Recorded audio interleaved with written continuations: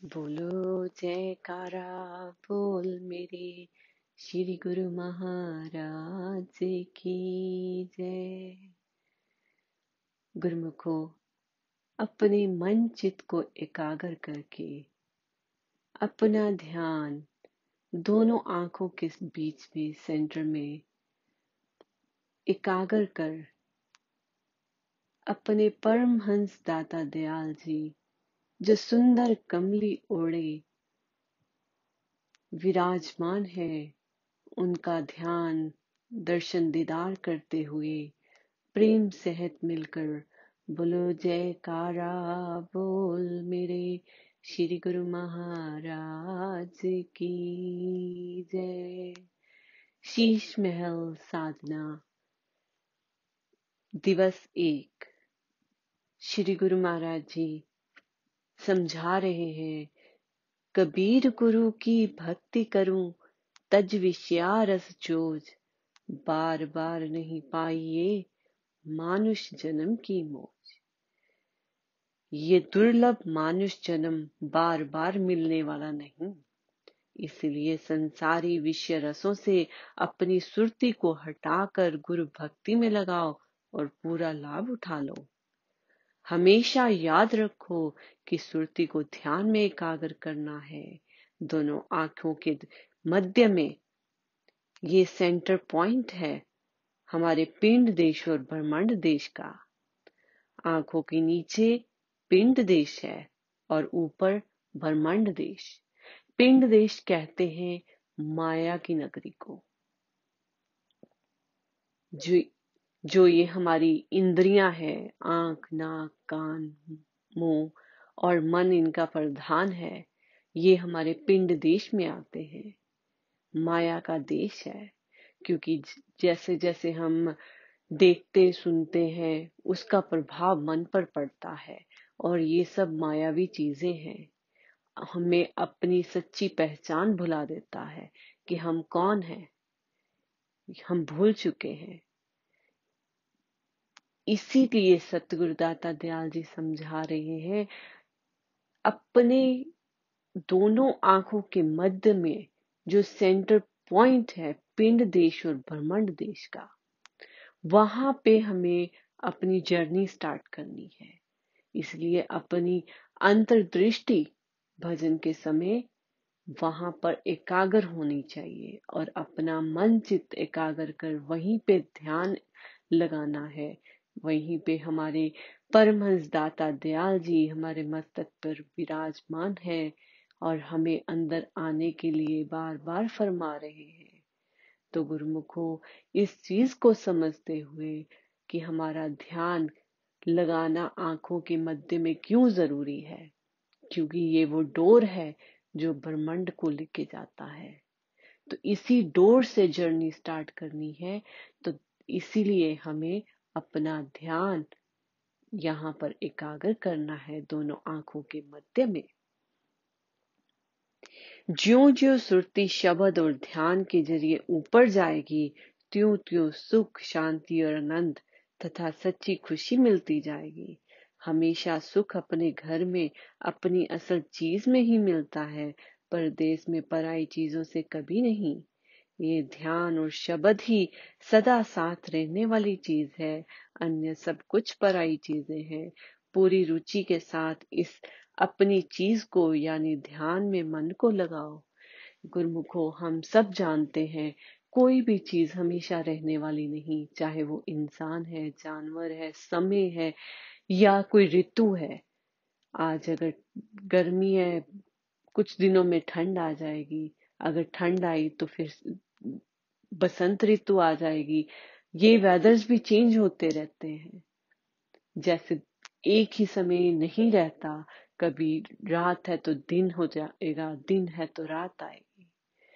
कोई भी चीज टिकती नहीं है। यही गुरु महाराज जी समझा रहे हैं कि मनुष्य शरीर भी मिला है, ये भी हमेशा रहने वाला नहीं है। सत्य चीज क्या है? वो नाम, वो शब्द जो सतगुरु दाता दयाल जी ने हमें दिया है, वो जर्नी के लिए जो हमें अपने घर का रास्ता दिखाएगी। इसीलिए श्री गुरु महाराज जी समझाते हैं कि उस जर्नी के लिए हमें अपनी दोनों आंखों के डोर में एकाग्रचित्त होकर शुरू करनी है, ताकि हम अंदर की यात्रा कर सके। और ये श्वासों की माला में नाम का जाप करते करते हम अंदर की तरफ चले जाएंगे। जैसे गुरुमुखों हम घर से निकलते हैं घूमने फिरने के लिए, कामकाज करने के लिए, पर हमें होता है कि कब हम घर पहुंच जाएं, घर पहुंचकर आराम करें, भूख लगी है खाना खा लें। अपने घर में ही आकर हमें चैन मिलता है। इसी तरह श्री गुरु महाराज जी समझाते हैं कि हमारा असली घर जो है वो सचखंड है, सतगुरु के चरणों में है, और सतगुरु दाता दयाल जी हमारे इस मस्तक पर विराजमान है। और इसी को अगर हम थोड़ा थोड़ा ध्यान एकाग्र कर अंदर की तरफ जाएंगे तो ये हमारी घर की जर्नी हो जाएगी। कि जैसे 23 घंटे हम संसार में रहे, 1 घंटा भजन करके हम इस अंदर की सूरत के साथ जुड़ जाएं, सतगुरु दाता दयाल जी के चरणों में बैठ जाएं, तो हमें रिचार्ज मिल जाएगा। जैसे हमें अपना फोन रिचार्ज करना जरूरी है, इसी तरह आत्मा को भी अपना रिचार्ज बहुत जरूरी है, क्योंकि यही कारण है हम दुखी रहते हैं। दुख का कारण ही ये है कि हमारी आत्मा जो है डिस्चार्ज हो चुकी है, इसको रिचार्ज नहीं मिल रहा। और रिचार्ज कैसे मिलेगा? भजन अभ्यास से, अंदर जाकर, अपने अंदर उतरकर। बिकॉज मन मंदिर में ही हमारे सतगुरुदाता दयाल जी भगवान जी विराजमान है। तो हमें यही कोशिश करनी है कि हम हर रोज 1 घंटा अपने अंदर उतरे।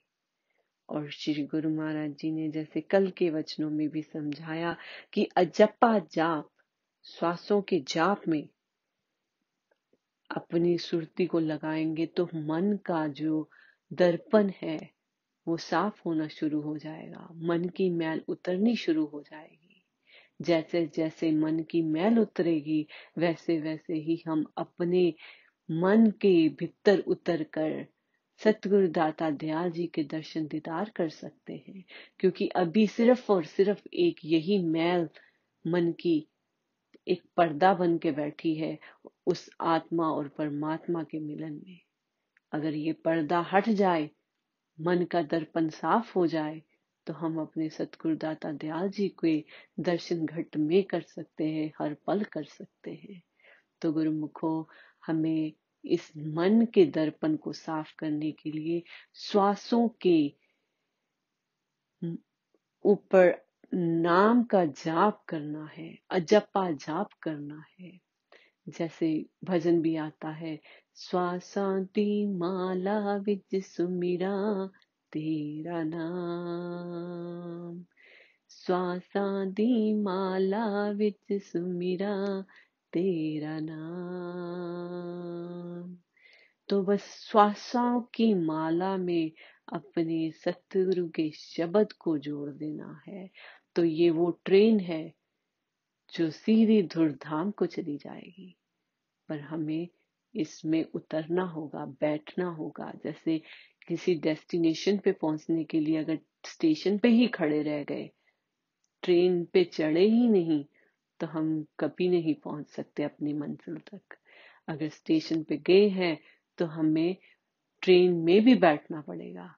अगर ट्रेन में बैठेंगे तभी हम अंदर अपनी यात्रा में पहुंच सकेंगे। चाहे हम फर्स्ट क्लास टिकट ले या थर्ड क्लास टिकट ले, अगर ट्रेन में बैठना जरूरी है। इसी तरह श्री गुरु महाराज जी समझा रहे हैं कि हम भजन अभ्यास करें, अपना समय दें। शुरू शुरू में मन नहीं लगता तो हम थर्ड क्लास डिब्बे में बैठ के ट्रेन की यात्रा कर रहे होते हैं, बट जैसे जैसे मन लगने लग जाता है तो वैसे वैसे हमारा क्लास भी हाई हो जाता है, हम सेकंड क्लास फर्स्ट क्लास में बैठ जाते हैं, तो हमारी जर्नी उतनी ही इजी हो जाती है। जो गुरुमुख ट्रेन में सफर करते हैं वो समझते होंगे कि फर्स्ट क्लास में जाना होता है तो कितना आराम सुखदाई बना बनाया खाना आता है, बिस्तरे मिल जाते हैं सोने के लिए, कोई प्रॉब्लम नहीं होती, आराम से सुख सुविधा से जाते हैं।